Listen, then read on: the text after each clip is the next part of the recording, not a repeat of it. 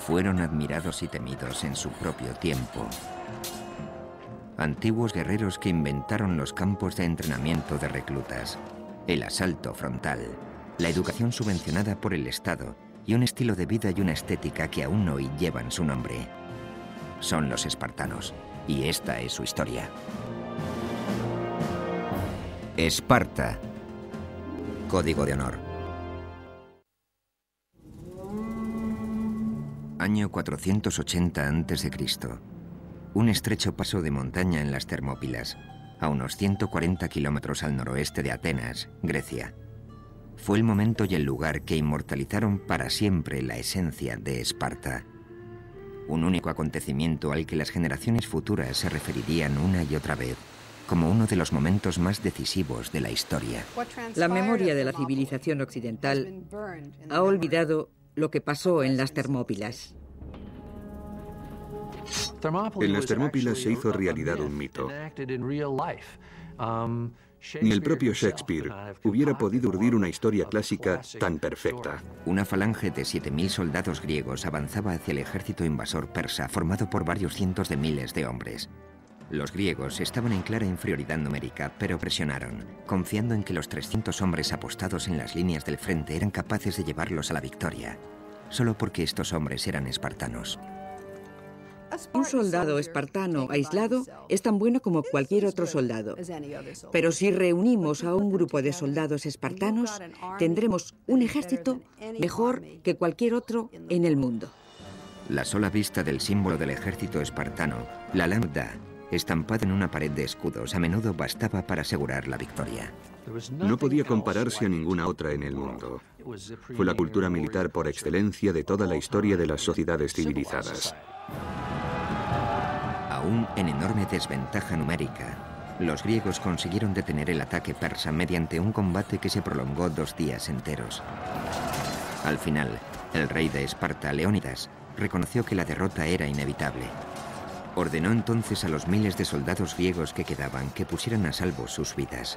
Pero hasta el último de los 300 espartanos mantuvo su posición y luchó. Solo porque eran espartanos. La resistencia en las Termópilas alimentó la moral griega y encolerizó a los persas, que recibieron un claro mensaje: no os mezcléis con nosotros. La resistencia de los espartanos en las Termópilas se convirtió en el clásico ejemplo de caso en el que se pierde la batalla, pero se gana la guerra.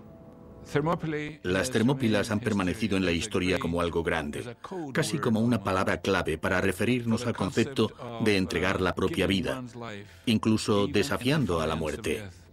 Aquellos soldados lucharon con ahínco en una batalla perdida, solo para defender su dignidad y su país. Se convirtieron en la fuerza militar más impresionante que el mundo haya conocido. Para producir este tipo de hombres, hombres que luchaban tan metódicamente enfrentándose a una muerte inminente, se requería una sociedad muy especial.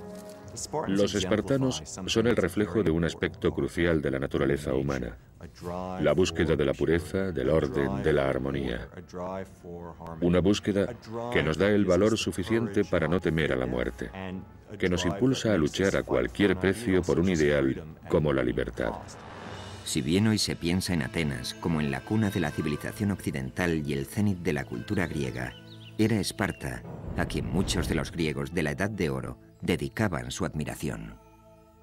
Estaban verdaderamente considerados como el sumum de la civilización griega, pero representaban una utopía en el sentido de que estaban entregados al ideal de virtud, de servicio a la comunidad, de desinterés y de unidad.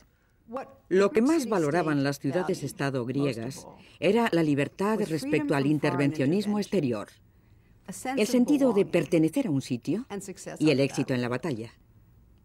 Esparta era rica en estos 3 valores.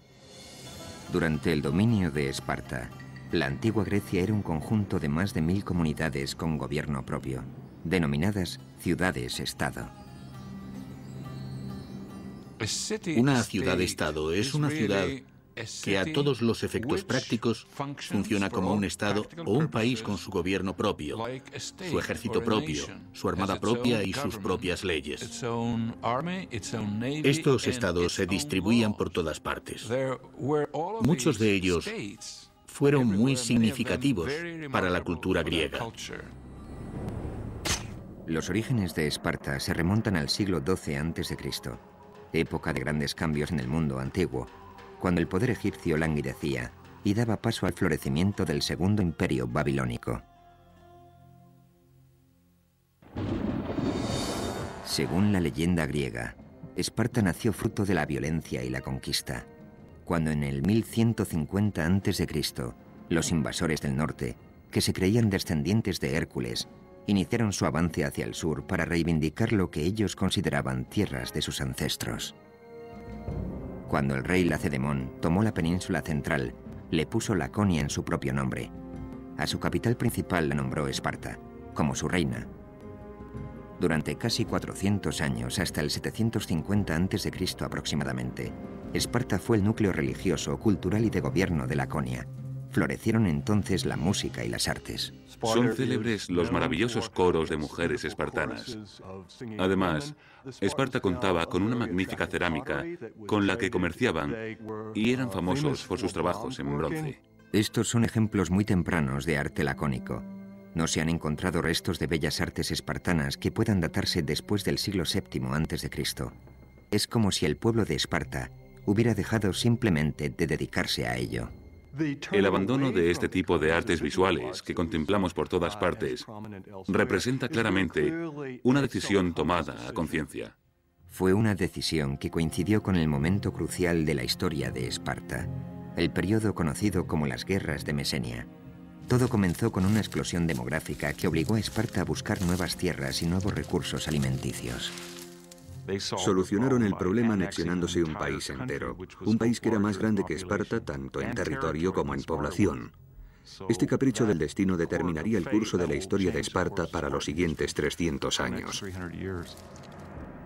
La tierra que eligieron para conquistar fue Mesenia, una comunidad dórica aislada en la parte occidental. No había nada que hiciera de Esparta un caso particular y extraño hasta la conquista de Mesenia y la historia posterior. Mesenia contaba con ricas tierras de cultivo y una floreciente economía agrícola. Allí es donde crecen hoy en día los famosos olivos de Kalamata. Además, Mesenia se encontraba rodeada por abundantes reservas de hierro, el material más preciado por los griegos para el equipamiento militar. Esparta necesitaba Mesenia, pero los mesenos no se rindieron fácilmente. Se produjo una guerra larga y cruel. Los espartanos no consiguieron sofocar ni fácil ni rápidamente la resistencia de los mesenos. La dificultad inicial era simplemente topográfica.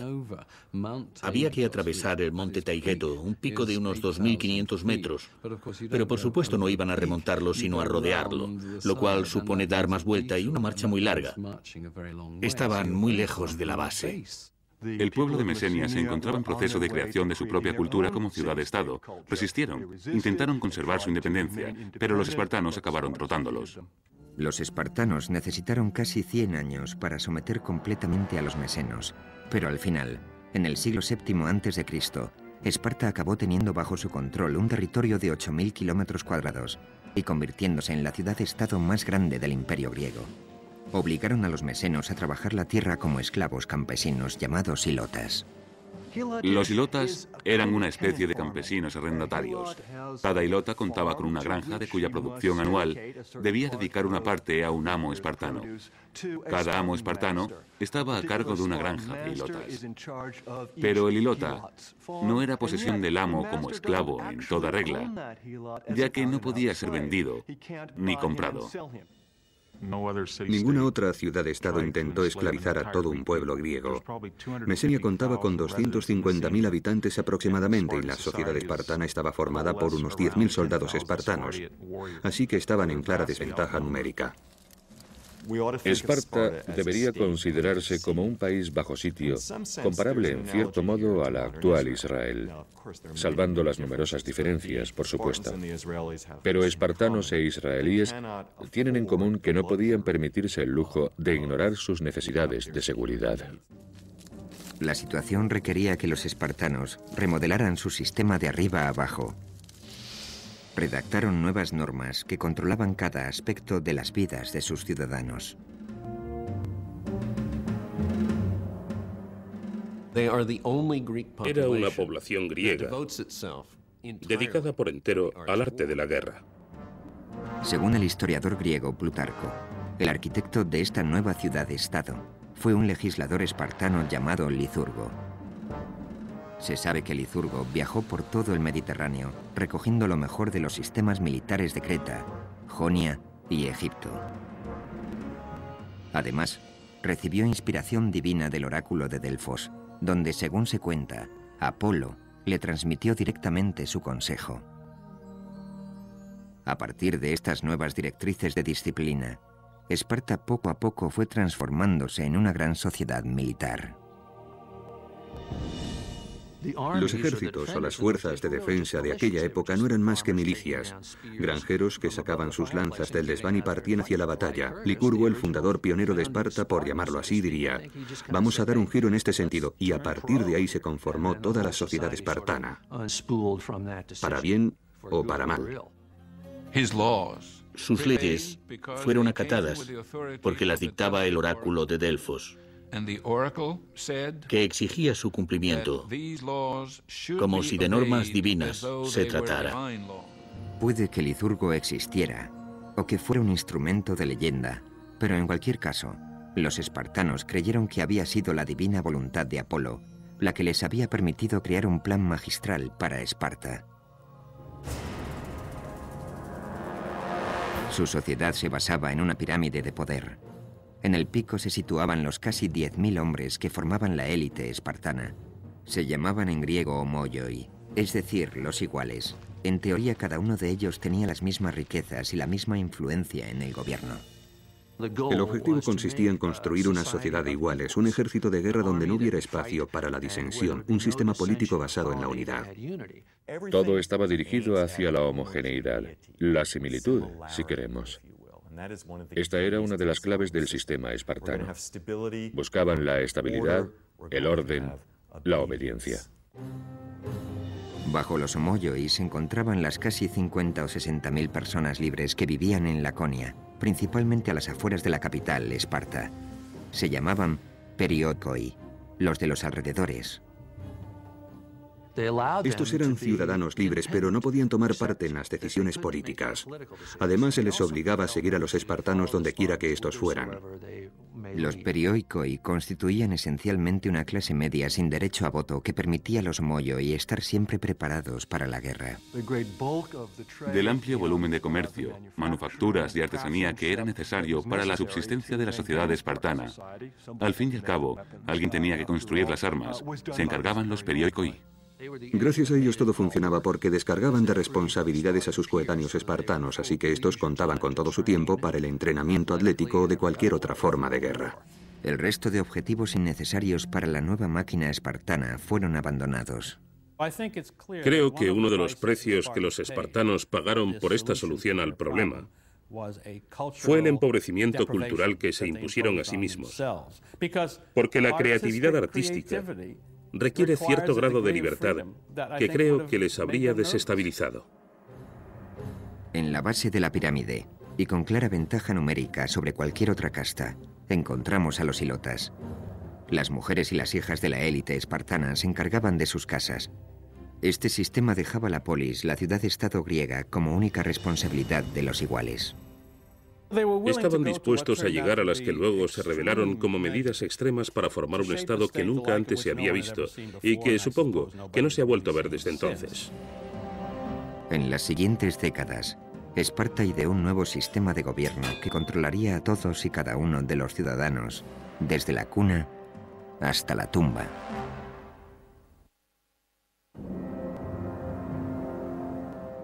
En el siglo VII a.C., Esparta era un caso único entre los cientos de ciudades-estado que rodeaban el Egeo.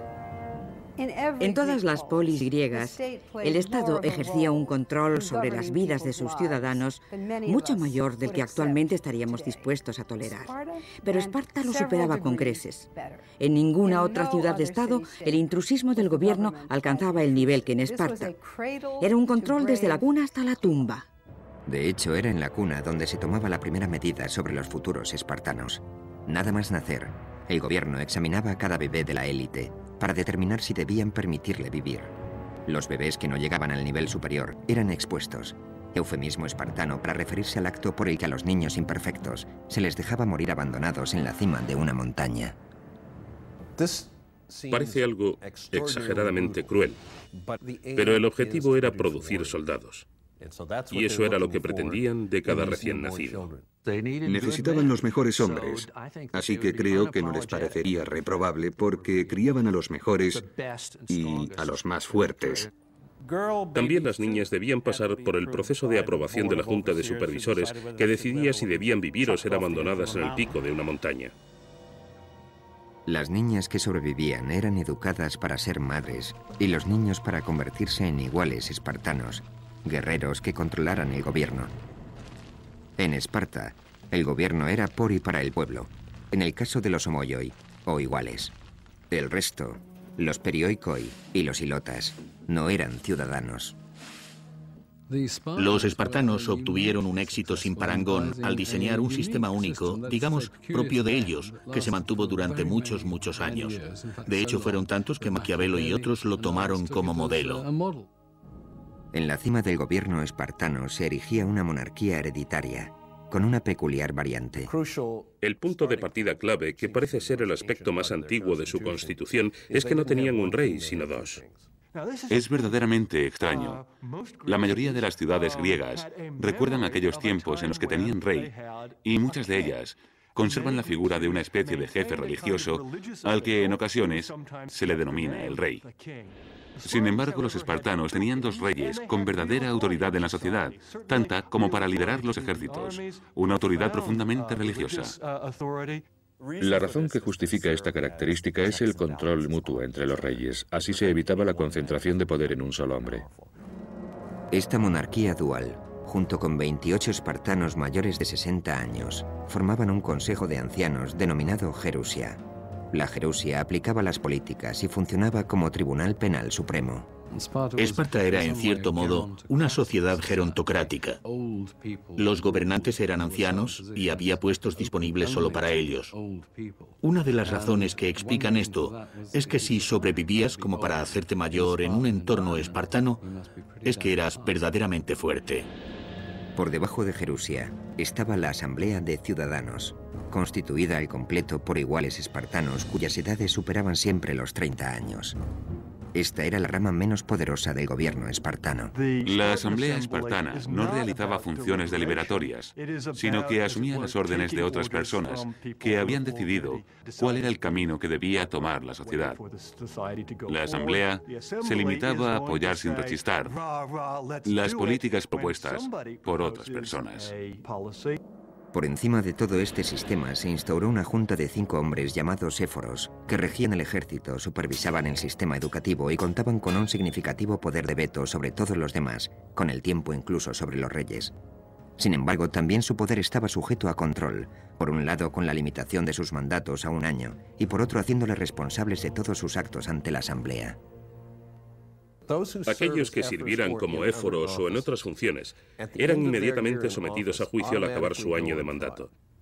Es como si cada presidente de los Estados Unidos sufriera una moción de censura y fuera sometido a juicio al final de su legislatura y tuviera que responder por los cargos que se imputaran. El objetivo de esta Constitución era evitar a toda costa que cualquier hombre o institución social amasara demasiado poder. Creo que el sistema resultó muy eficaz. ¿Cómo puedes hacer tu voluntad con tanta gente alrededor para impedírtelo? El sistema entero estaba diseñado para que nadie hiciera su voluntad. El propósito era no cambiar, detener cualquier cambio, y desde luego el método cumplió con creces su fin. De hecho, durante casi 400 años, Esparta disfrutó del gobierno más estable de la historia de la antigua Grecia, aunque desde luego no era una democracia. La libertad del individuo constituye un aspecto clave de toda democracia. La libertad de expresión, de votar según tu conciencia.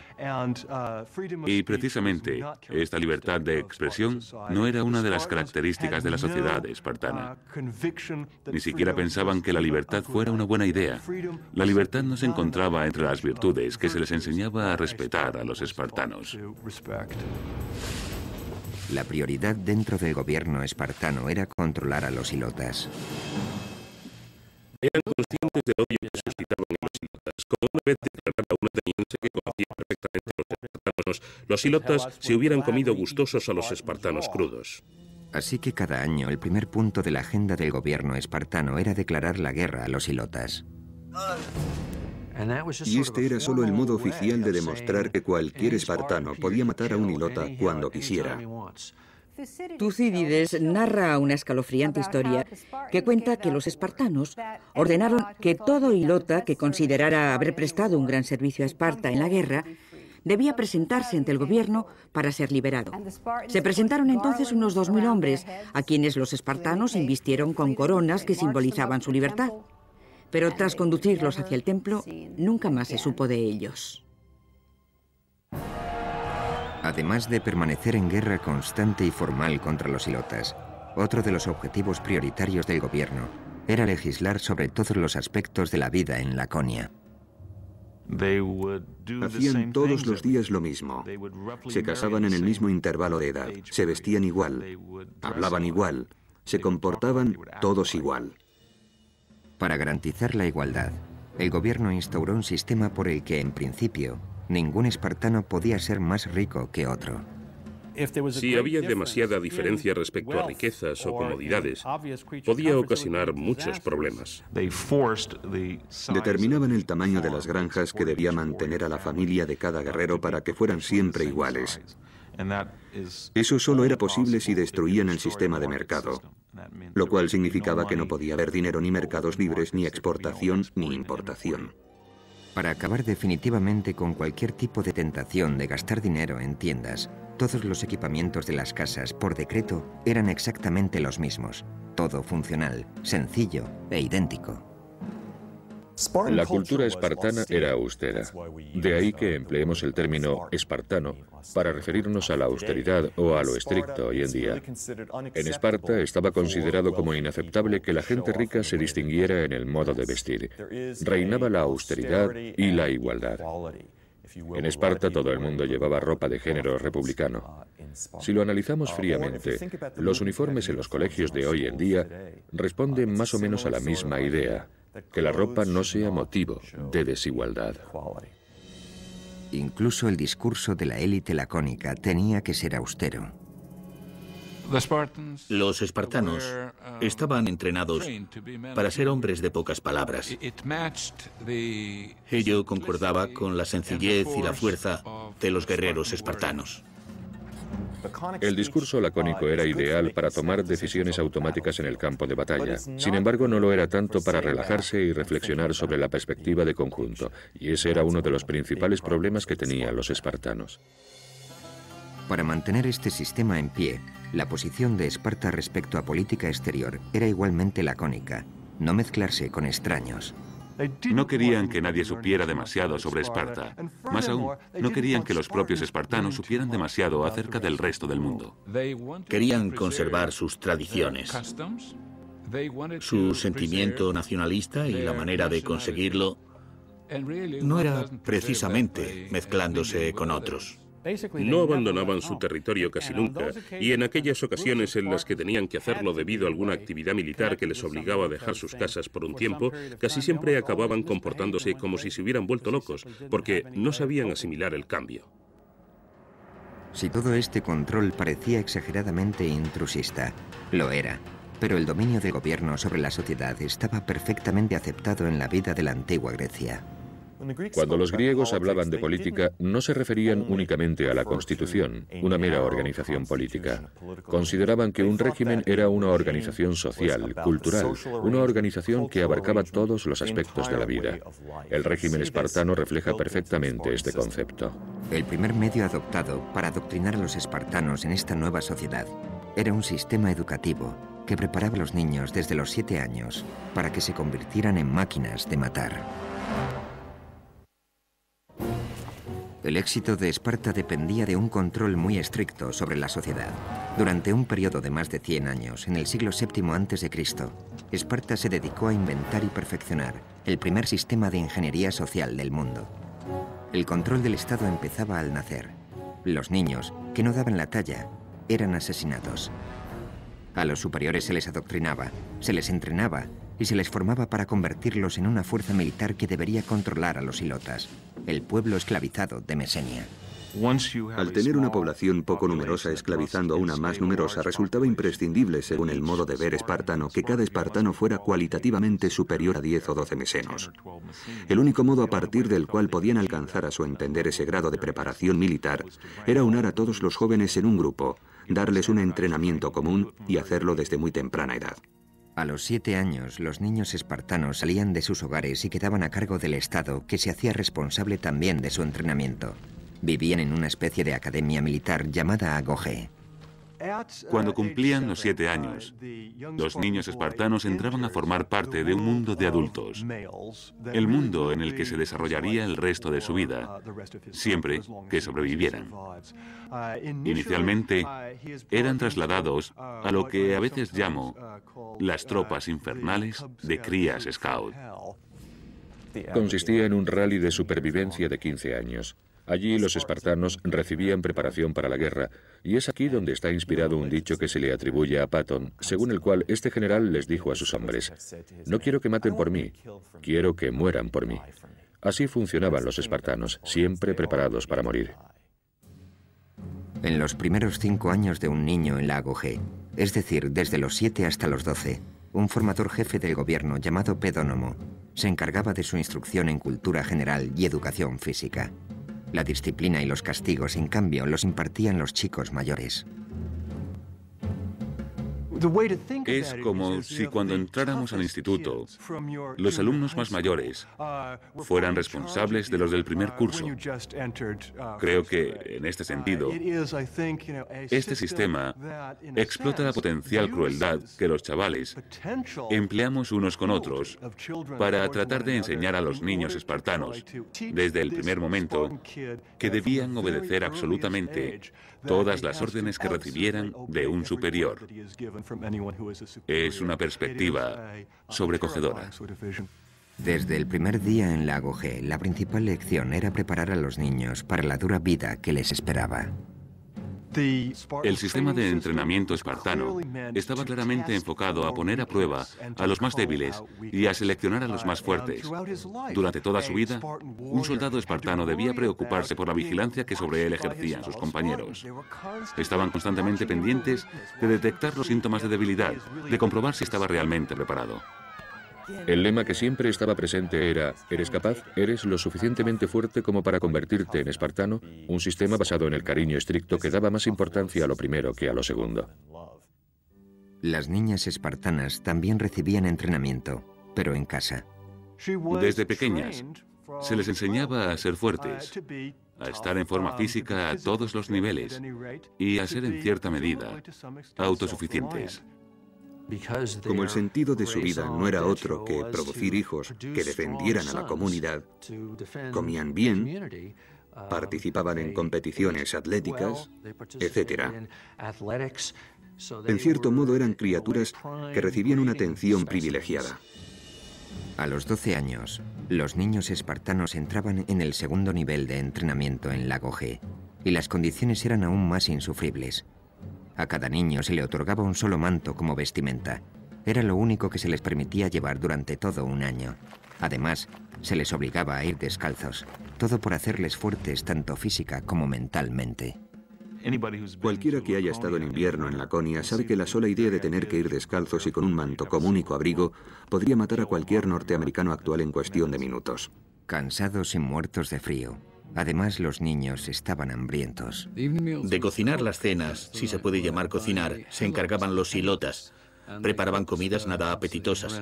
El plato más famoso de los espartanos era el llamado sopa de sangre, que consistía básicamente en cerdo flotando sobre una gran cantidad de sangre. Aquellos que visitaban Esparta quedaban petrificados por su dieta. Como prueba nos ha quedado la descripción que hizo un sibarita visitante del norte. Vino a Esparta y después de probar la sopa dijo: «Ahora entiendo por qué los espartanos están tan dispuestos a morir».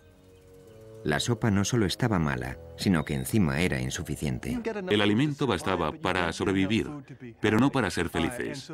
Enseguida aprendían que si querían comer hasta saciarse, hasta sentirse llenos, tenían que aprender a robar el alimento. Este constituía uno de los métodos empleados, por un lado, para agudizar su ingenio y por otro, para enseñarles tácticas de supervivencia, porque todo formaba parte de un sistema que pretendía producir el tipo de espartano capaz de conseguir lo que fuera en campo abierto y sobrevivir en caso necesario. Si a un niño espartano lo descubrían robando, lo castigaban, pero a un niño espartano que no lo hiciera sería considerado un completo inútil. Si se te daba bien robar y nunca te cogían, entonces no cabía duda de que prosperarías. Plutarco incluso llegó a registrar el punto hasta el que un niño llegaba para no ser sorprendido. Según sus consideraciones, un niño muy hambriento se atrevería a robar una cría de zorro para comer. Si su superior sospechara que el niño había robado el zorro, el niño se escondería el feroz animal bajo el manto y se dejaría morder por él hasta morir antes de descubrirse. En todo el mundo antiguo, esto se consideraba como una prueba de la resistencia de los espartanos. Los niños aprendían a ser inquebrantables, a dominar el dolor, a ser respetuosos con sus superiores. Tengamos en cuenta, además, que se lo estaban comiendo vivo por dentro. Endurecer y reforzar a los adolescentes espartanos se consideraba necesario debido a los tipos de batallas que un día tendrían que librar. La falange es tan fuerte como el más débil de sus componentes. Por tanto, la clave consistía en asegurarse de que todo el mundo tiene más o menos la misma fuerza y que los más débiles quedan sencillamente eliminados. De los espartanos se decía que eran el único país para el que las cosas parecían ponerse más fáciles cuando iban a la guerra. La vida en Lago G era un continuo proceso de selección. A los niños les exigía que pasaran una prueba tras otra, de fuerza, de flexibilidad, de resistencia y de astucia. Los fallos se castigaban muy duramente. En el festival anual que se celebraba en el templo de Artemisa Ortia, los espartanos se reunían para ver una prueba que podríamos llamar agarrar el queso. Los jóvenes de Esparta se dividían en dos grupos. Uno intentaba robar el queso que se apilaba sobre el altar y otro, armado con látigos, intentaba impedírselo. En esta especie de melee, en ocasiones incluso se producía alguna muerte. Muchas cosas por las que los jóvenes espartanos estaban obligados a pasar parecen presagios de los aspectos más crueles de las novatadas que se hacen en nuestros días. De hecho, había muchos niños espartanos que cuando las pruebas finalizaban no las habían podido pasar y habían perecido.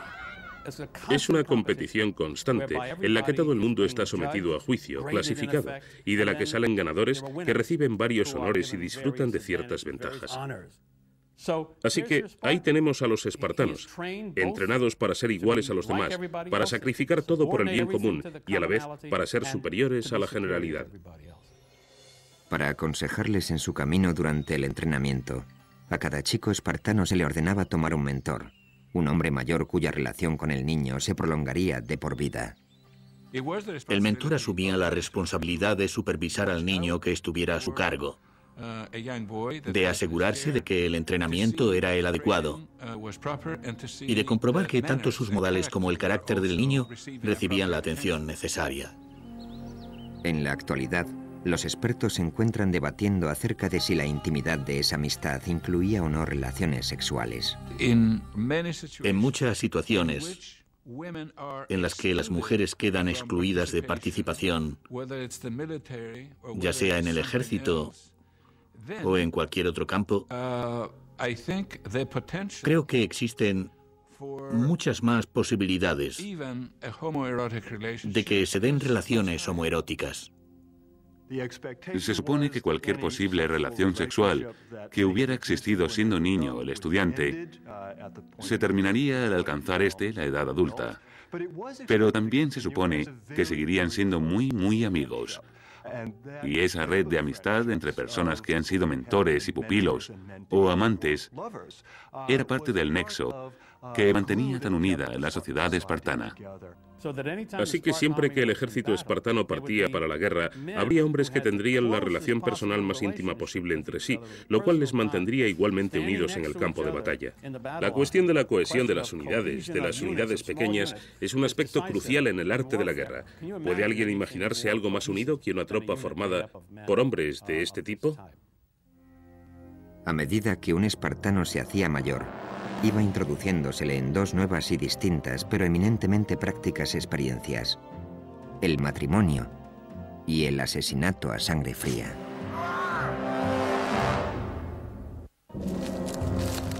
El legado de Esparta no es solo la creación del concepto de disciplina militar, sino su perfeccionamiento a través de una estructura social y un programa de entrenamiento que empezaba a los 7 años. A los 20, la mayoría de los jóvenes espartanos obtenían la licenciatura en un sistema e ingresaban en otro, uno que formaría parte de sus vidas hasta que murieran. Pero antes de licenciarse, los espartanos debían pasar una última prueba de fuego. Los estudiantes que más prometían eran seleccionados para unirse a la Criptia, una fuerza de seguridad secreta dedicada a liquidar a los ilotas por la razón que fuera. Los miembros de la Criptia vivían fuera de Esparta, sobrevivían por sus propios medios y se servían del cobijo que les proporcionaba la noche para cortar gargantas. La Criptia podría considerarse como una readaptación de un ritual humano. Todos sabemos de la existencia de multitud de sociedades que exigen la superación de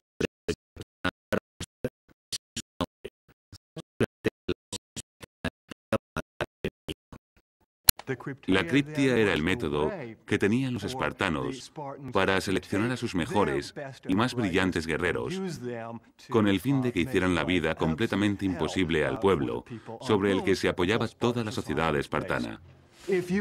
Si eras un ilota especialmente guapo o conocido por tus innovaciones agrícolas, si eras un ilota considerado poco común por la razón que fuera, entonces estabas condenado a pasarte la vida temiendo que la Criptia descubriera por qué destacabas y acabara contigo.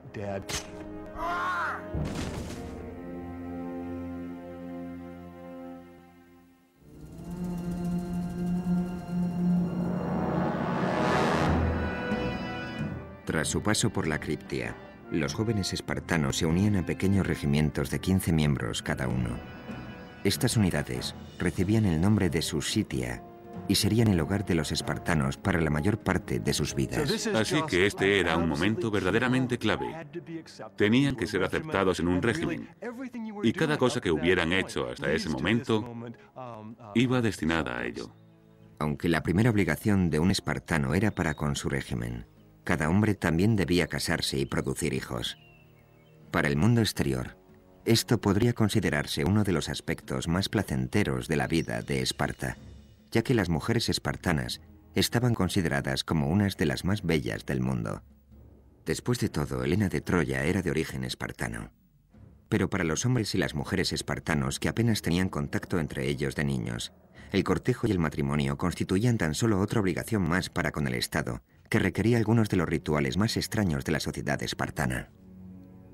Estamos hablando prácticamente de dos sociedades distintas, y sus rituales de cortejo eran un reflejo de ello. Los matrimonios se convenían. No se celebraba ceremonia de boda. En su lugar, las nupcias tomaban forma de secuestro ritual. A la novia se le cortaba el pelo y se la vestía con un manto varonil, y luego el novio, para consumar el matrimonio, debía entrar a hurtadillas en la casa al caer la noche. Así daba comienzo el matrimonio, la vida de casados. Un modo particularmente triste, a mi entender. De hecho, el único momento en que los hombres recién casados podían acudir a su casa era por la noche, y con el solo propósito de dejar embarazadas a sus mujeres.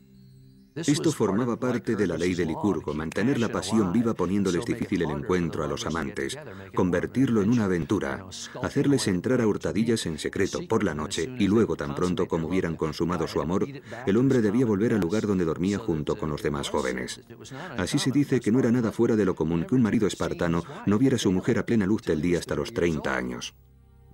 Al analizar estos controles exhaustivos sobre los impulsos humanos que formaban parte de todo el sistema, nos damos cuenta de que estamos hablando de una sociedad muy extraña. Según la ciudad-estado, el fin del matrimonio era tener hijos, preferiblemente varones.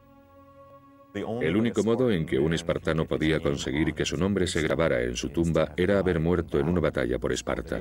El único modo en que una mujer podía conseguir lo mismo era haber muerto dando a luz.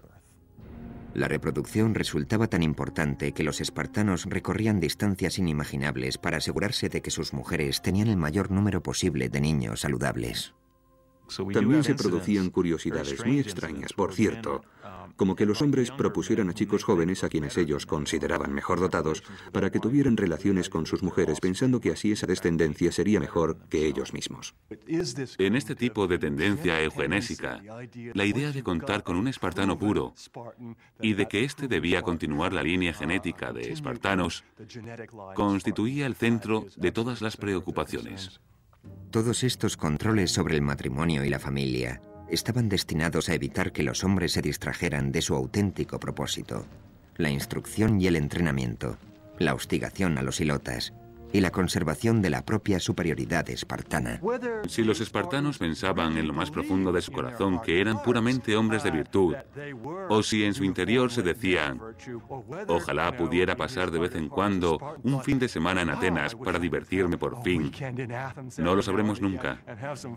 Pero lo que sí sabemos es que los espartanos crearon una imagen de sí mismos como de seres satisfechos al 100% con sus vidas perfectamente virtuosas.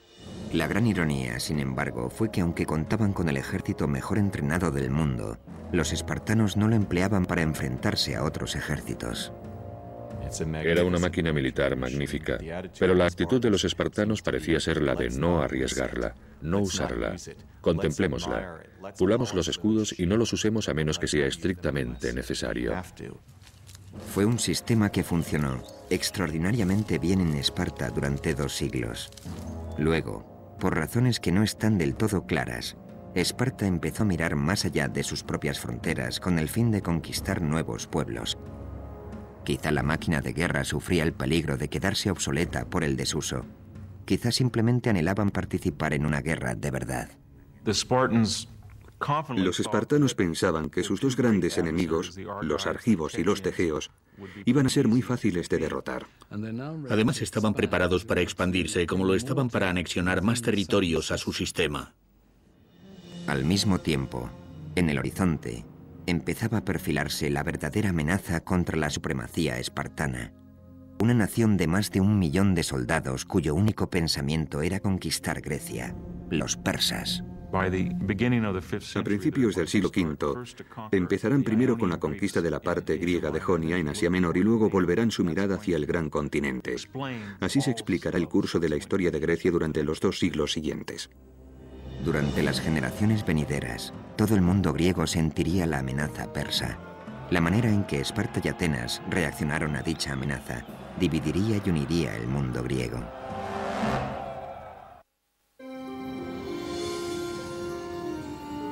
A finales del siglo VII a.C., Grecia era una enorme confederación de más de 1000 ciudades-estados, completamente independientes, cada una con su propio carácter y reputación. Atenas, la más grande de todas, tenía una vida cultural muy desarrollada, una arquitectura magnífica y una armada impresionante. Pero Esparta, considerada por encima de Atenas por todas las ciudades-estado del Egeo, no contaba con nada de esto.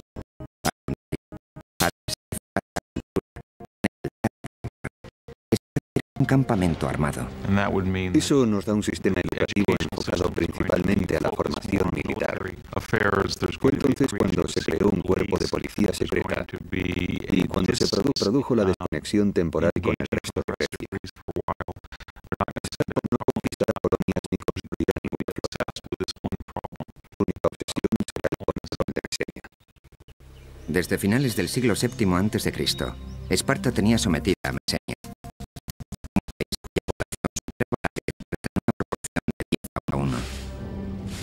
Dicho sometimiento se llevaba a cabo a través de un tipo de esclavitud llamado hilotismo, acompañado por una campaña de terror ejercida por soldados específicamente entrenados.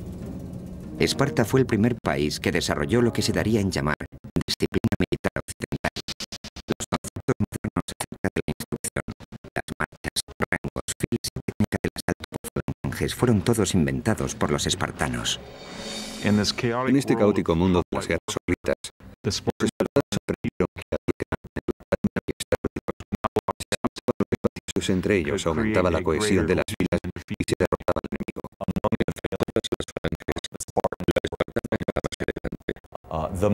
La más capacitada para realizar cambios en el campo de batalla, en caso necesario. Asimismo, los espartanos abajo el armamento de guerra. El instrumento clave era el oplón, de 91 centímetros y medio de diámetro, un escudo que portaba cada uno de los soldados. De ahí el término hoplita para describir al soldado espartano y a todos los que después adoptaron sus métodos. Los soldados iban armados con lanzas de 2 metros de largo, una segunda espada, un pesado casco con 2 pequeñas aberturas para poder ver y una armadura de bronce. Con lo que el ensamblaje 32 kilos.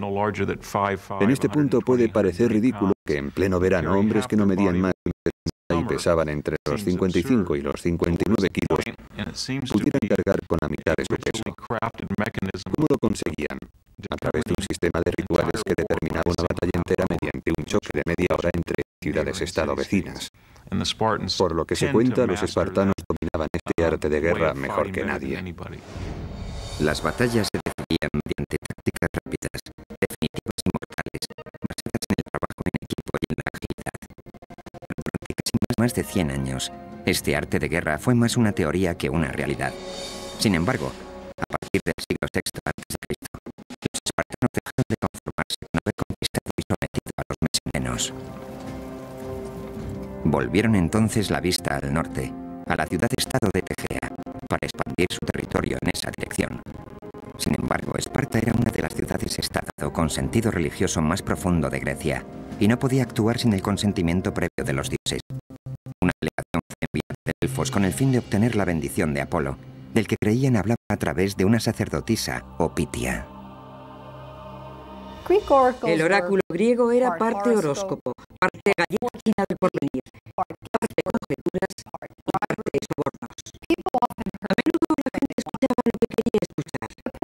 El peregrinaje a Delfos parecía más una visita al mago de Oz que una consulta a un futurólogo o a un lector de manos. Alrededor del año 560 a.C., los espartanos invadieron Tegea.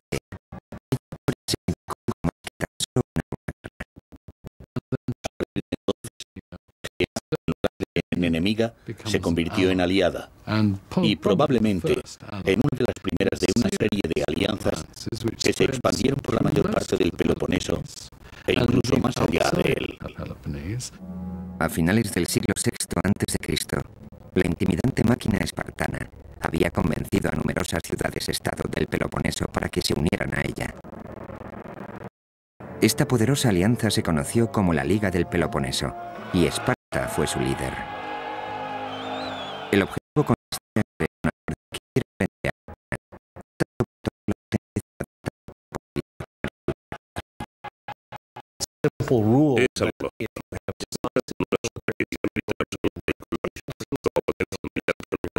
puedes evitar los enfrentamientos. Esta era la política espartana. Trataban de evitar los conflictos a toda costa porque eran conscientes de que siempre que se luchaba existía el riesgo de perder. Pero la inminente amenaza proveniente desde el este obligaría a Esparta a salir de su mundo de aislamiento. Persia, gobernada por Darío I, comandaba el imperio más grande que el mundo antiguo hubiera conocido hasta el momento. Entre sus conquistas se contaban muchas ciudades-estado griegas, incluidas las de Jonia. Sin embargo, después de varias décadas de opresión política y fiscal persa, los jonios iniciaron la opresión. En el año 499 a.C., enviaron una delegación para que se reuniera con el rey de Esparta.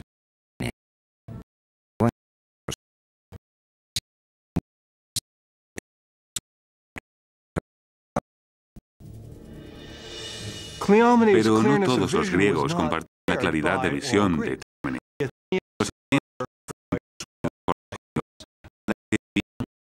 A los revolucionarios. A pesar de la ayuda de Atenas, el poderoso imperio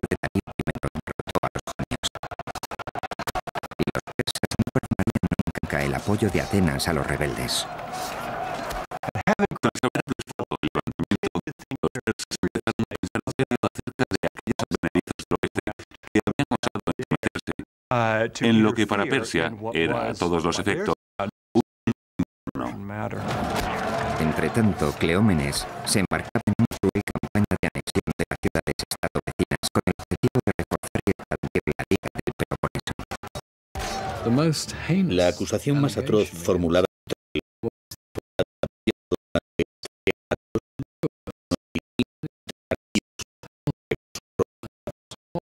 a un bosque sagrado y después ordenar a los hilotas. No olvidemos que los hilotas no eran espartanos, que prendieran fuego al bosque. Con lo que esos 6.000 argivos murieron torturados.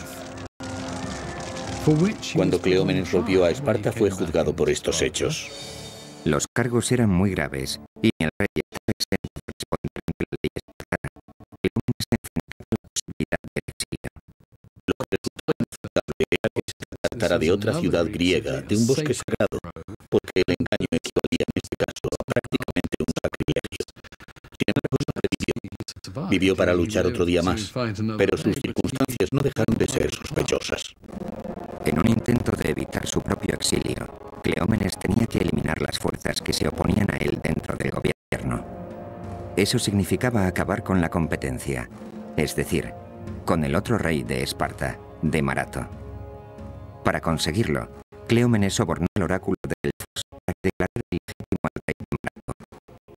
Este fue inmediatamente depuesto y condenado al exilio. Pero la trama de Cleómenes no tardaría en descubrirse, con lo que él también acabó exiliado. Cuando Cleómenes regresó, con el tiempo, sufrió una horrible muerte que él mismo se infligió. Cleómenes,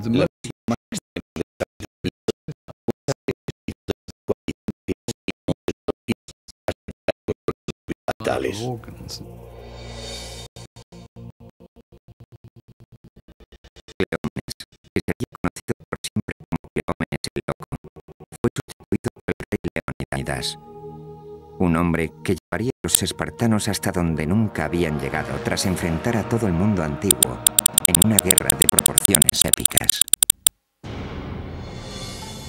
A principios del siglo V a.C., una línea dividía a las ciudades-estado griegas en dos grupos muy atacados, la que había en Esparta, tras la huida de Atenas. Mientras Esparta mantener su política de evitar a toda costa la guerra, Atenas empezaba a prepararse para la posibilidad de un enfrentamiento con los persas. Corrían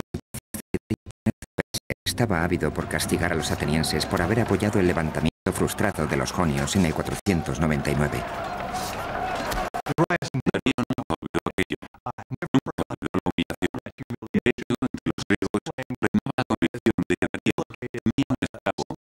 Que le susurraba constantemente al oído: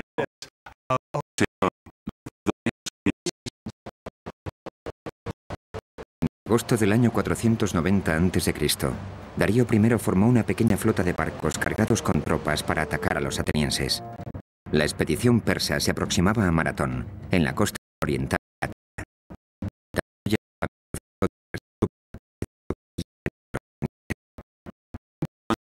Se dieron cuenta de que los persas se acercaban de verdad y de que estaban a punto de desembarcar en Maratón.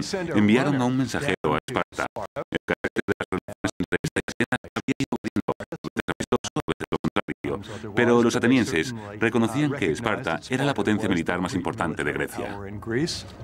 Según cuenta la historia, el mensajero recorrió 225 kilómetros en 2 días. Los parques espartanos para completar lo que había suponía interrumpir las fiestas cárneas, una ceremonia sagrada de Capo.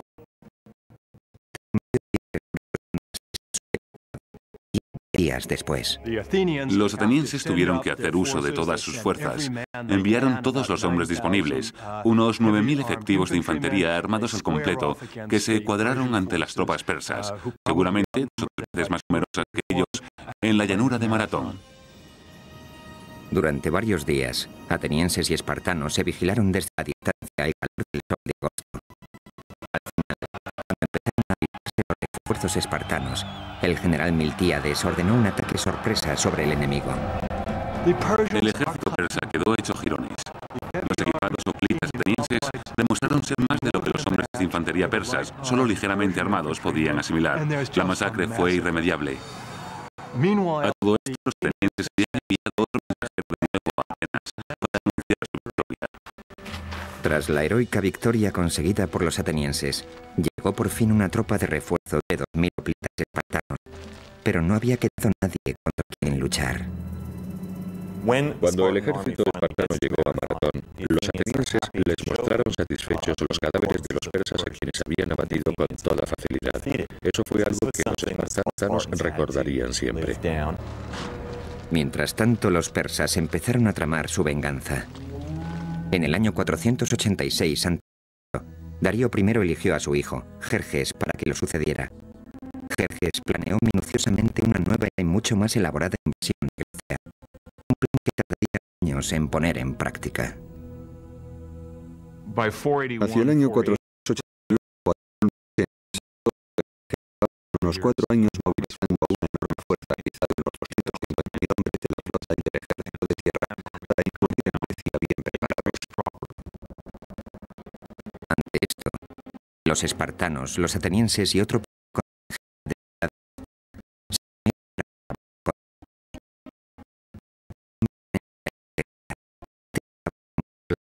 espartano Euribíades para comandar tanto las fuerzas de tierra como las navales. Los espartanos eran muy arrogantes. Se decían a sí mismos: si los peleles de los atenienses pudieron con los persas en Maratón, ¿qué no podremos hacer los espartanos? Por otro, los más cultivados pensaban: no hay por qué temer a los persas, porque aunque sean muchos, no son soldados de infantería especialmente destacables, mientras que nosotros somos los mejores del mundo. En la primavera del año 480 a.C., todo estaba ya preparado. Los persas, por su parte, habían reunido 36 contingentes regionales bajo el comando de 30 generales para la invasión de Grecia. A la cabeza de todos Jerjes, conocido tanto por amigos como por enemigos como el Gran Rey, la enorme fuerza estaba compuesta por unos 200 o 300.000 soldados. El ejército de Jerjes consumía millones de litros de agua al día, millones de kilos de trigo, de comida y de carne. En el mar, unos 750 barcos de guerra llamados trirremes fueron flanqueados por varios cientos de barcos de abastecimiento. La vasta armada persa se movía al tiempo que lo hacían las tropas de tierra. Se trataba de una maquinaria de guerra de potencia sin precedentes que había planificación.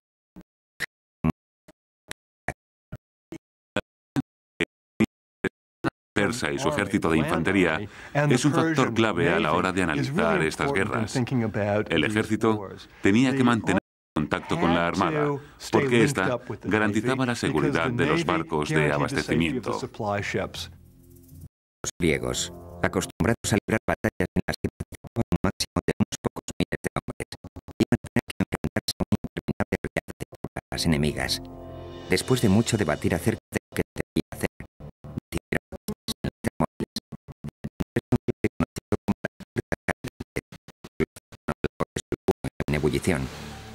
Las Termópilas eran la puerta de entrada al sur. En el 480 a.C., el paso de las Termópilas tenía unos 15 metros de anchura, con lo que constituía un punto capaz de neutralizar la enorme ventaja numérica de Jerjes. Creo que todo el mundo comprendió perfectamente lo que pasaba y entendieron que había que oponer resistencia, porque de no hacerlo, el problema no sería los persas cruzaran este paso en particular, sino que el conjunto griego caería en picado, lo cual lo llevaría de la guerra.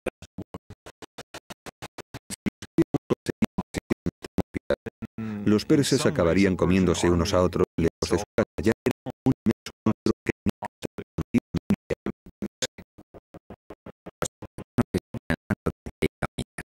un experto gracias a las muchas campañas que se habían llevado a cabo durante sus 11 años de reinado. Pero para ganar esta guerra se vería obligado a hacer el mayor sacrificio de todos. El oráculo de Delfos había pronosticado que el rey de Persia conquistaría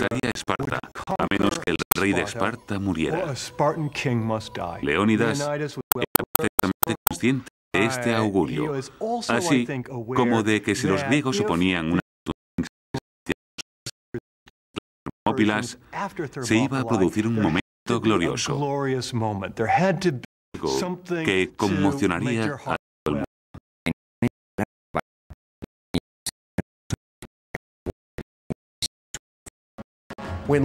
Cuando Leónidas partió hacia las Termópilas, llevó consigo una barca de 300 hombres. Sin embargo, la guardia real fue políticamente seleccionada. No solo se eligió a los hombres en función de sus méritos, sino teniendo en cuenta que cada uno de ellos dejara un hijo como descendencia. Creo que los espartanos sabían, así como Leónidas, que iban a morir, y en realidad eso era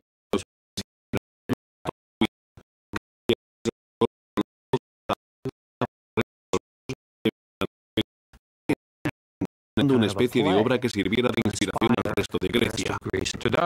Para los espartanos, morir por su país era la forma más honrosa de hacerlo. En agosto del año 480 a.C., el gigante y poderoso ejército persa avanzó hasta el atajo que cruzaba la soleada llanura. Entonces se produjo un majestuoso despliegue de potencia y fuerza. El ejército persa, encabezado por Jerjes, era inmenso. Contaba al menos con 200.000 efectivos. Los griegos no superaban los 7.000, incluidos los 300 hoplitas de la élite espartana. El motivo por el que los espartanos enviaron una tropa tan reducida queda en su conciencia. Más afortunados si hubieran mandado un ejército completo, alegaron que esas hubieran sido sus intenciones, pero que un festejo religioso les impidió enviar más de una tropa de avanzadilla. Algunos cínicos afirman que los espartanos nunca pretendieron enviar una fuerza completa, porque sabían que iban a perder. Necesitaban hacer algo destacable, un acontecimiento espectacular, así que sacrificar 300 hombres se presentaba como la solución perfecta. Los espartanos, dirigidos por Leónidas, estaban preparados para luchar. Cuando Jerjes envió un mensajero conminando a los espartanos a que depusieran las armas, Leónidas respondió con dos palabras: moro lave, o ventuba hogaras. No podía haber un contraste mayor entre dos sociedades. Por un lado, Jerjes en su trono, con secretarios tomando notas, y por otro, Leónidas, al frente de sus hombres. La misión del rey Leónidas era crucial: retener a los persas el tiempo suficiente como para que los generales griegos consiguieran formar sus tropas en el istmo de Corinto. Necesitaban tiempo para montar un contraataque a gran escala. Si al pesado ejército persa se le permitía pasar libremente hacia el sur, la zona central de Grecia caería enseguida, sin lugar a dudas, por el Peloponeso. La idea de los griegos en las Termópilas era brillante: forzar un parón y crear problemas logísticos a esta especie de inquebrantable ejército. Cuando los griegos llegaron a las Termópilas, reconstruyeron la pared que había atravesado el paso. La idea era enviar por rotación unidades griegas en la limitada zona que se extendía justo enfrente de la pared. Los persas no podrían emplear todos sus efectivos porque el terreno en el que los griegos pretendían luchar era muy reducido. Entretanto, el pueblo de Delfos consultaba el oráculo que les advertía que debían invocar a los vientos porque ellos serían los mejores guiados.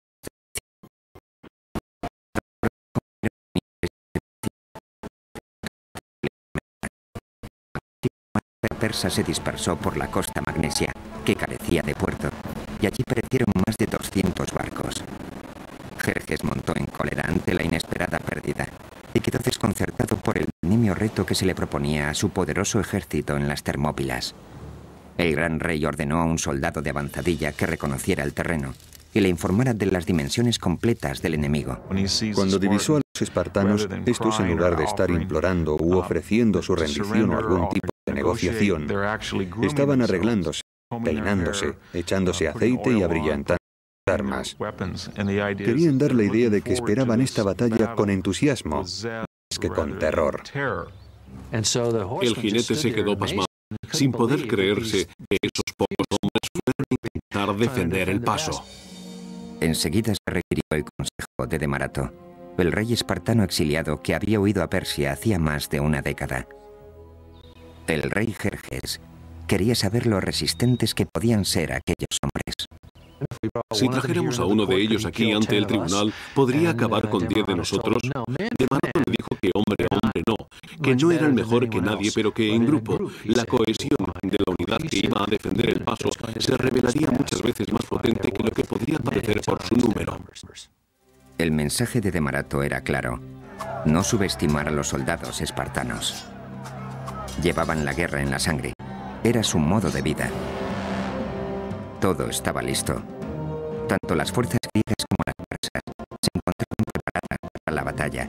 Lo que iba a ocurrir después marcaría el futuro de la democracia.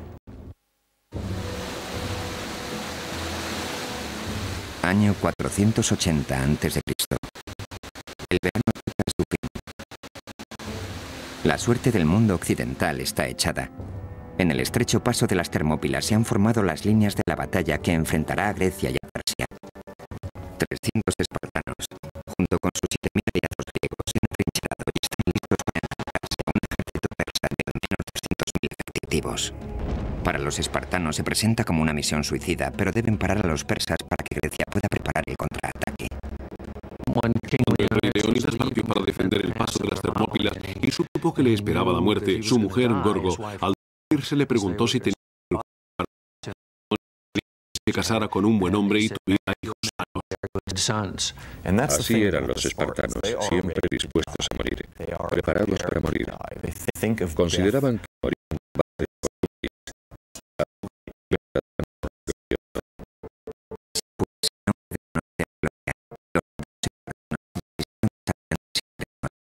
incluso preparados para abalanzarse sobre la inmensa fuerza, de cuya presencia les había puesto sobre aviso la avanzadilla.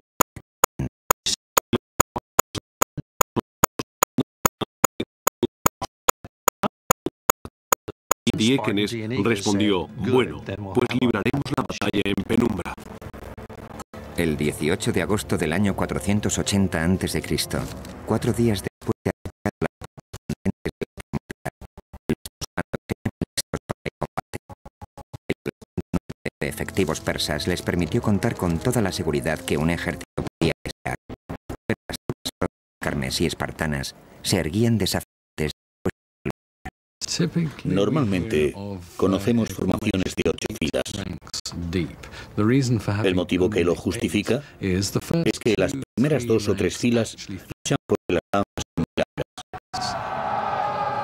largas. Sin embargo, la función de las filas de atrás consiste tan solo en empujar a las de delante.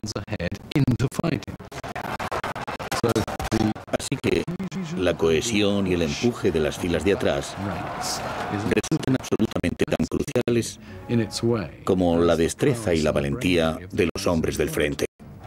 Pronto los persas se dieron cuenta de que su aparente ventaja numérica no era tal en la práctica. Una vez que se ha asumido que no es posible maniobrar y que los jinetes no van a poder hacer nada, entonces ya tienes el escudo. Sabes que y el hierro, cosa que nunca antes habían hecho. Los cortaron a pedazos. En los estrechos confines del paso, el pesado armamento griego, sus largas y afiladas lanzas y sus enormes escudos demostraron ser bastante eficaces contra el armamento ligero y las cortas lanzas de los persas. Fue algo escabroso. La gente gritaba, defecaba, orinaba, caía al suelo derribada, era pisoteada. Las lanzas iban rompiéndose. La batalla se convirtió en una auténtica carnicería. La falange griega era prácticamente impenetrable, y nada más caer la tarde, el campo de batalla ya parecía el infierno. Todo el paso estaba cubierto de cadáveres, y los espartanos no mostraban síntomas de desfallecimiento. La falange espartana funcionaba casi como un cuerpo de ballet, con esa agilidad de acción, esa habilidad para ejecutar con rapidez las decisiones en el campo de batalla y para moverse como una unidad. Estas eran algunas de las cosas que hacían de los espartanos unos soldados tan formidables. Jerjes estaba decidido a destruir la falange espartana y a detener el baño de sangre. Ordenó a sus guardaespaldas personales, conocidos como los inmortales, que participaran en la lucha. Solo ellos contaban con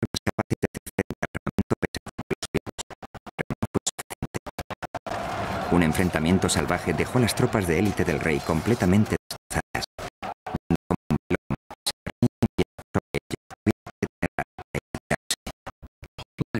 La mentalidad y la ideología hoplitas puede resumirse en una sola frase: mantenerse firme o mantener la posición. La aportación de los espartanos es esa solidez, ese ser fuertes como una roca. Al caer la noche, Jerjes abandonó el combate. Su bestia colosal cayó de rodillas. Las pérdidas persas se contaban por miles. A través de la llanura ensangrentada, los griegos atendían a sus víctimas mucho menos numerosas. Leónidas caminaba entre los muertos, perfectamente consciente de que en cuestión de horas sus hombres correrían la misma suerte.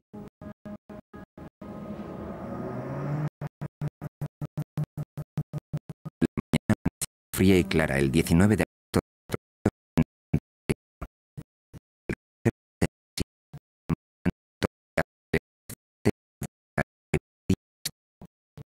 lanzó su segundo asalto sobre los griegos.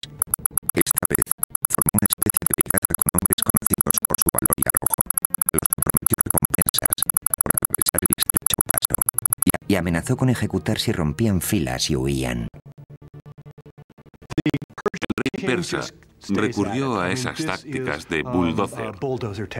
Creyó que si seguía enviando hombres, al final conseguiría romper las filas griegas. Pero una vez más, la impresionante fuerza persa no fue suficiente para derrotar a los griegos ni al cuerpo de élite espartano. La batalla proseguía a través de un sangriento segundo día y acabó convirtiéndose en otra masacre a gran escala. Los muertos y heridos persas se amontonaban en altas pilas frente a las líneas griegas. Un intenso olor a muerte impregnaba toda la escena. Los griegos también sufrieron alguna baja, pero el número de las de los persas era incontable. Resultaba demasiado desmoralizante permitir que esto siguiera indefinidamente. Jerjes observaba cómo sus mejores tropas sufrían salvajes pérdidas. Al rey no quedó otra opción que recurrir a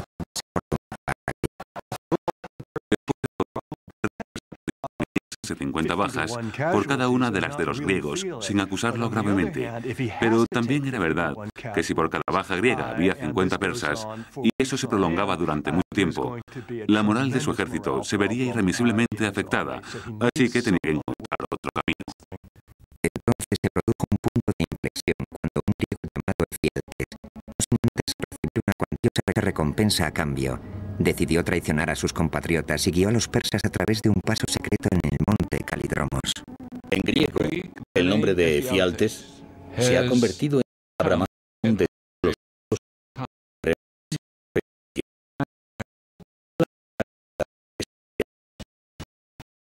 camino que Efialtes mostró a los oprimidos soldados persas les permitió rodear el contingente griego, una táctica con la que Jerjes creía que iba a acabar venciendo por fin a sus enemigos.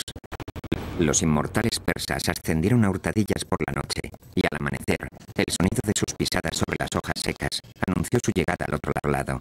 Las puertas candentes se habían convertido en una trampa mortal para los espartanos, con abruptos acantilados y el océano a un lado, las montañas a otro, y los soldados persas concentrados frente a ellos y ahora también detrás. En este punto, Leónidas analizó la situación. Era el comandante en jefe de la zona de combate, así que ordenó la retirada al conjunto de griegos en las Termópilas. Los espartanos se quedarían con él. Hasta el último de ellos permaneció en su posición.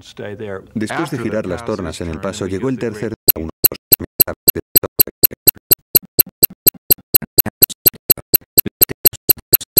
Los hicieron uso por última vez de su pesado armamento. Mientras se preparaban para morir, el rey Leónidas pronunció sus últimas palabras. Desayunen copiosamente, señores, porque esta noche cenaremos todos en el infierno. En ningún momento se planteó rendirse, sino que luchó hasta que no quedó ni un solo hombre. Cuando el sol asomó entre las colinas, los espartanos y los pocos aliados que quedaban estaban siendo atacados por todos lados. No por ello dejaron de luchar con valor, lanzándose con fiel desesperación hacia el sangriento campo de batalla.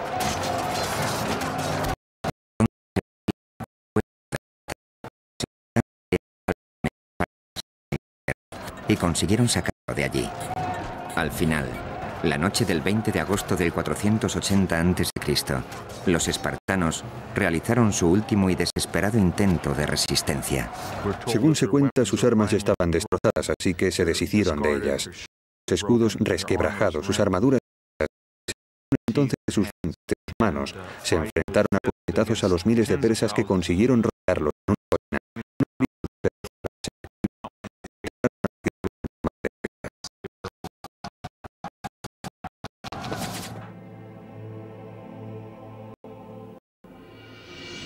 A primera hora de la tarde, todo había acabado. Los 300 espartanos yacían muertos junto con varios cientos de aliados.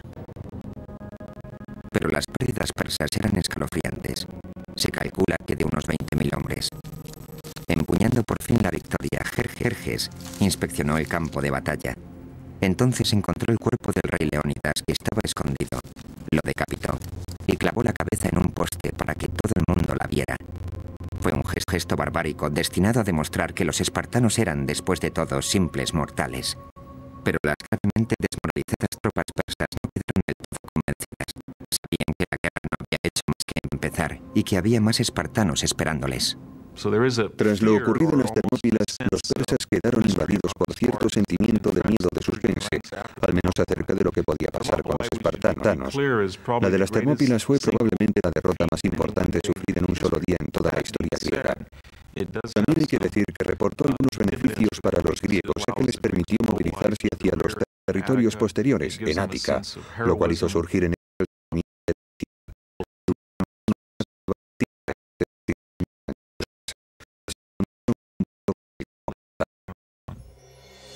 Muchos años después,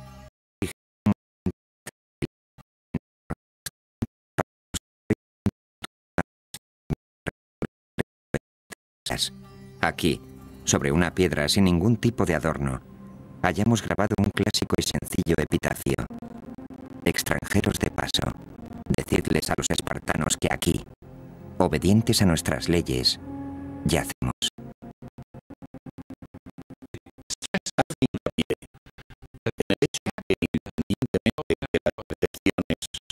O ideas de cada uno, las leyes espartanas dictaban que aquellos soldados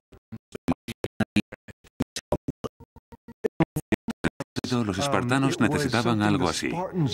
Necesitaban una batalla espartana de maratón. Necesitaban un acontecimiento al que poder referirse para demostrar que la virtud espartana era absolutamente inquebrantable.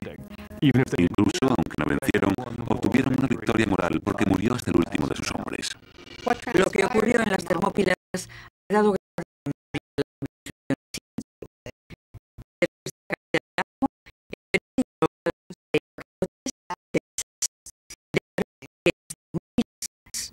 ya tenían su equivalente. Ahora, con la brecha en la primera línea de defensa griega, los persas tenían libertad para avanzar hacia el sur, a través de Ática, aplicando la táctica arrasar e incendiar, sin respetar a nada ni a nadie.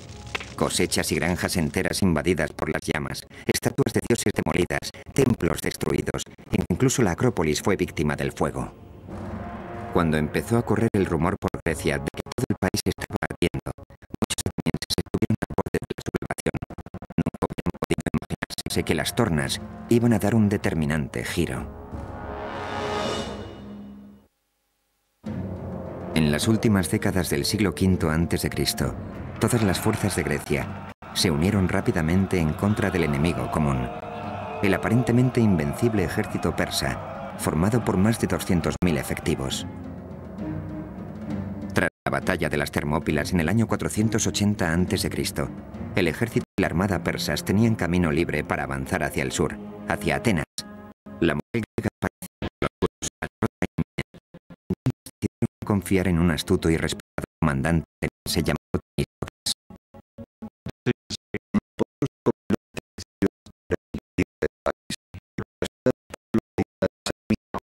Confiando la esperanza de Grecia.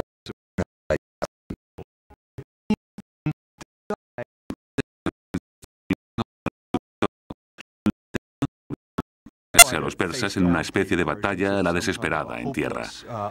Sin embargo, más que abandonar su territorio, lo que hicieron fue enviar a las mujeres y a los niños a campos de refugiados al sur de Grecia, tras la muralla del Istmo, y enfrentar todas sus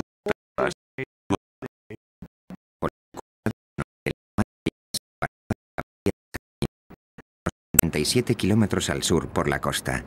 Debido a su estrecho canal, Temístocles estaba convencido de que Salamina constituía un punto ideal para contrarrestar la superioridad numérica y la gran movilidad de la flota persa.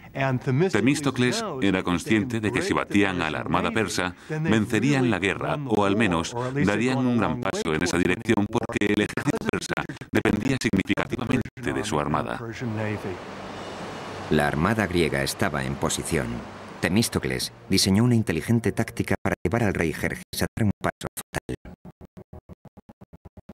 Temístocles le envió un esclavo que le dijo que el rey quería ser su amigo, que había visto la luz y que para demostrarlo, informaba de que si atacaba en ese momento, podría capturar a toda la flota griega. En una carta entregada por un esclavo, Temístocles explicaba los planes para el abandono griego de Salamina, que se llevaría a cabo el cortejo de la noche del día siguiente. Jerjes creyó que era su gran oportunidad. Después de todo, ya tenía experiencia con los traidores.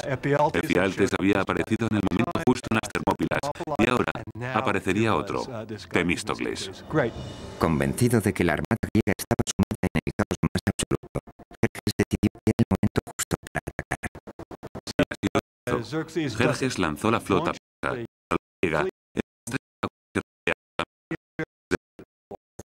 Temístocles esperaba. Temístocles conocía estas aguas a la perfección y había colocado su flota de manera que la estrechez pudiera ser cuando el viento iba a soplar por detrás de ellos y con ello el momento en el que podrían cargar con más eficacia. Entonces, cuando los persas se abalanzaron sobre ellos, los griegos atacaron también con sus barcos. Creo que esta constitución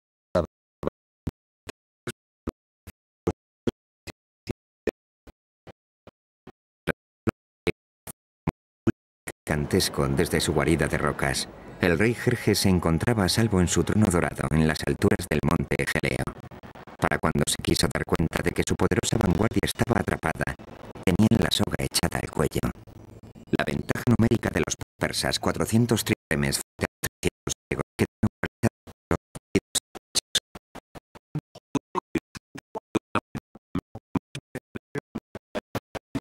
los persas fueron privados de su capacidad de maniobra. Una vez que consiguieron convertir la batalla en una embestida y hacer algunas incursiones, la flota persa, que ahora parecía ahogada, se convirtió en su mejor aliado. Los barcos griegos enviaron marinos, hoplitas, que saltaban de barco en barco, dejando tras ellos una estrella. Probablemente el índice de bajas de esta sea el más grande que se ha producido nunca. El número de persas que se ahogaron en la costa de Ática ascendería hasta los 60.000. Fue un desastre sin precedentes para los persas y una victoria rotunda para los griegos. Los cadáveres y los restos de los barcos no dejaban ver el agua. Los persas perdieron unos 200 barcos, mientras que los griegos solo unos 40. Jerjes estaba implicado y humillado. Como resultado de la batalla de Salamina, Jerjes y todo su ejército tuvieron que salir de Grecia. Era imposible dejar a su ejército en Grecia a menos que pudiera garantizar su reabastecimiento. Con la pérdida del control en el mar,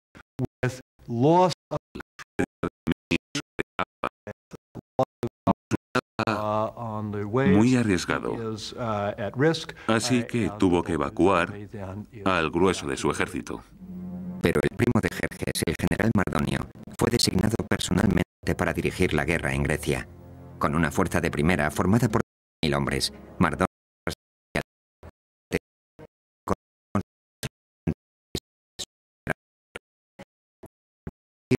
entre Atenas y Esparta. Los atenienses, que sufrieron el mayor número de bajas en las batallas navales, esperaban un quid pro quo por parte de los famosos famosos soldados hoplitas espartanos y querían que lanzaran un asalto en tierra contra los persas. Mardonio supo de las profundas desavenencias que separaban a su enemigo e intentó aprovecharse de ellas. Uno de los vasallos de Jerjes, un rey macedonio, fue enviado a informar a atenienses y espartanos de que si se iban sin más, Jerjes los trataría con dignidad. Los atenienses, creyendo que así obligarían a Esparta a movilizar su máquina militar al completo, consideraron el trato. Los atenienses dejaron que Esparta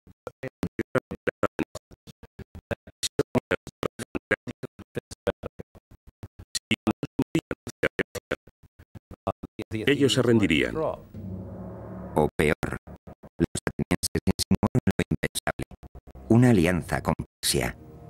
En este punto, los impasibles y escurridizos embajadores espartanos decidieron que el juego de ajedrez político debía terminar. Los griegos se unirían para librar la batalla definitiva a Persia, cerca de la ciudad de Platea.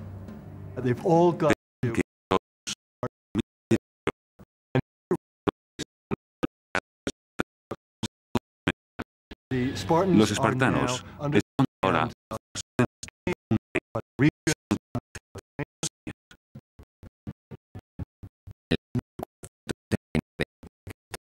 Las fuerzas persas habían visto su número reducido en más de 50.000 efectivos.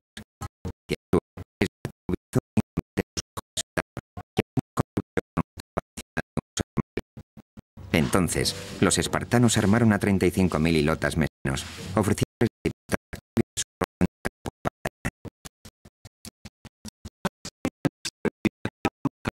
nata para organizar.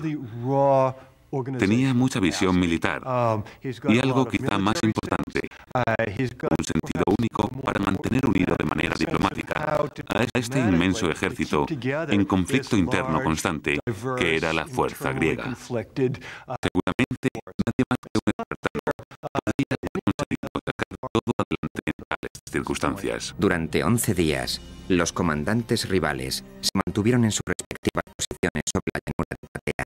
Mardonio y la caballería persa al norte, Pausanias y la infantería griega al sur. Finalmente, en los albores de los persas rompieron aquella quietud lanzando un contundente ataque. La caballería persa tenía capacidad para infligir verdaderos daños iniciales sobre las fuerzas.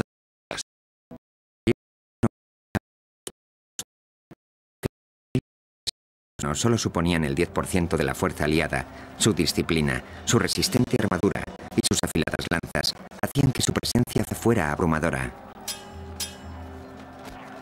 Creo que una vez que los persas decidieron atacar a la infantería sobre la llanura de Platea, no había más que Mardonio o lo que el más alto mando persa pudiera hacer, porque al final iba a ser una cuestión de hombres con mimbre y lino intentando cargar contra filas de lanzas. Y no había ejército en el mundo capaz de hacerlo a excepción del espartano. La feroz contienda crecía en intensidad, y los espartanos, armados hasta los dientes, convirtieron el campo de batalla en un reguero de sangre. Los persas fueron bautizados como ganado. Los espartanos constituyeron la clave del éxito griego en la batalla de Platea. Contaban con el ejército hoplita más potente de Grecia. Lucharon con todas las fuerzas. Si Salamina representa la victoria por excelencia de los atenienses, una victoria en el mar, Platea es la victoria por excelencia de los espartanos, la victoria en tierra. Todo acabó cuando el general persa Mardonio murió. Los hombres de su guardia personal huyeron para salvar la vida, mientras que los pocos soldados persas que quedaron fueron esparcidos a los cuatro vientos. Las pérdidas griegas fueron mínimas, alrededor de los 1.000 hombres. Sin embargo, las tropas persas que una vez alcanzaron los 50.000 efectivos, sufrieron una derrota definitiva. Como fuerza de combate, dejaron de suponer una amenaza, terminando así para siempre con el sueño del rey Jerjes de conquistar Occidente.